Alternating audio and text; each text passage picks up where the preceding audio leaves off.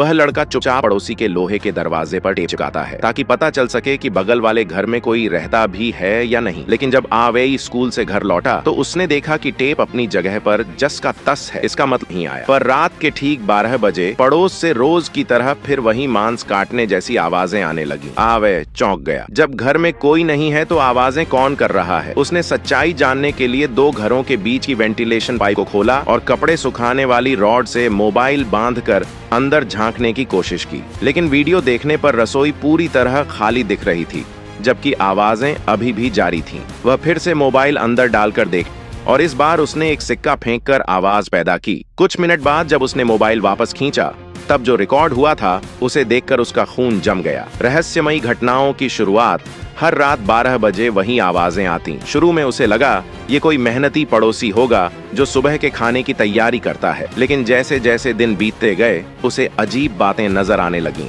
खिड़की खोलते ही खून जैसी बदबू, पड़ोसी के दरवाजे पर रोज जमा आवारा बिल्लियां, मगर पड़ोसी कभी दिखाई नहीं देता। एक दिन वेई ने देखा कि उसके अपने कमरे में तेज रोशनी चमकी, जैसे कोई अंदर गया हो। वह दौड़कर ऊपर पहुंचा, लेकिन कमरे में कोई नहीं मिला। उसने घर की लाइट बंद कर दी, जैसे कि घर में कोई न हो, और अंधेरे में छिपकर इंतजार करता रहा। रात 12 बजे फिर वही कटने फटने की आवाजें आईं, लेकिन उसके कमरे में कुछ नहीं हुआ। और भी डरावनी बातें, खिड़की पर कुछ बिल्लियां आईं और चली गईं। आवेई ने उनके छोड़े हुए निशानों को इकट्ठा कर अपने दोस्त से टेस्ट करवाया, पर नतीजे बिल्कुल सामान्य निकले। थक हार कर उसने मकान मालिक से कमरा बदलने की बात कही। मकान मालिक ने समझाया कि शायद यह सिर्फ तनाव या भ्रम है और उसे कुछ दिन आराम करना चाहिए। अंत में मकान मालिक उसी रात उसके साथ रुक गया। लेकिन जैसे ही दोनों सोने वाले थे, मकान मालिक ने गलती से एक दीवार पर लगी तस्वीर उतार दी और उसके पीछे पूरी दीवार पर खून जैसे लाल हाथों के निशान थे। दोनों के रोंगटे खड़े हो गए। मकान मालिक ने बताया कि इस कमरे में पहले एक माँ अपने बेटे के साथ रहती थी। बेटे की मौत के बाद माँ मानसिक रूप से टूट गई थी। आवेई ने सर्च किया। मकान मालिक की बात बिल्कुल सच निकली। अब सब बातें जुड़ने लगीं। आधी रात की आवाजें, दीवार पर हाथों के निशान, पड़ोसी का अजीब बर्ताव, आखिरकार सच्चाई। आवेई ने पड़ोसी के दरवाजे पर टेप लगाया और फिर बालकनी के कैमरे से निगरानी की। वीडियो में उसने देखा कि एक आदमी नंबर 2 वाले कमरे में घुसा, लेकिन जब उसने 3 नंबर कमरे का दरवाजा खटखटाया तो वही आदमी वहीं से बाहर आया। वह डर गया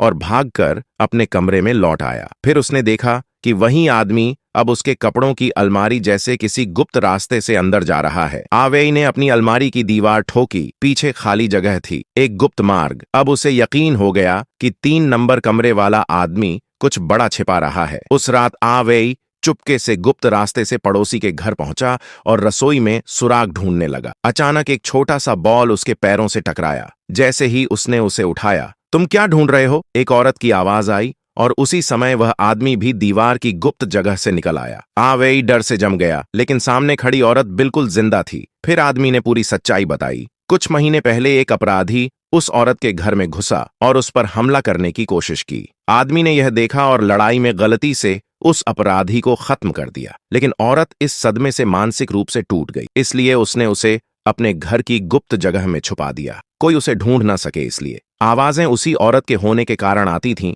जो मानसिक स्थिति के कारण अजीब हरकतें करती थीं। आवेई ने आखिरकार सच जान लिया और यह मामला वहीं खत्म हो गया।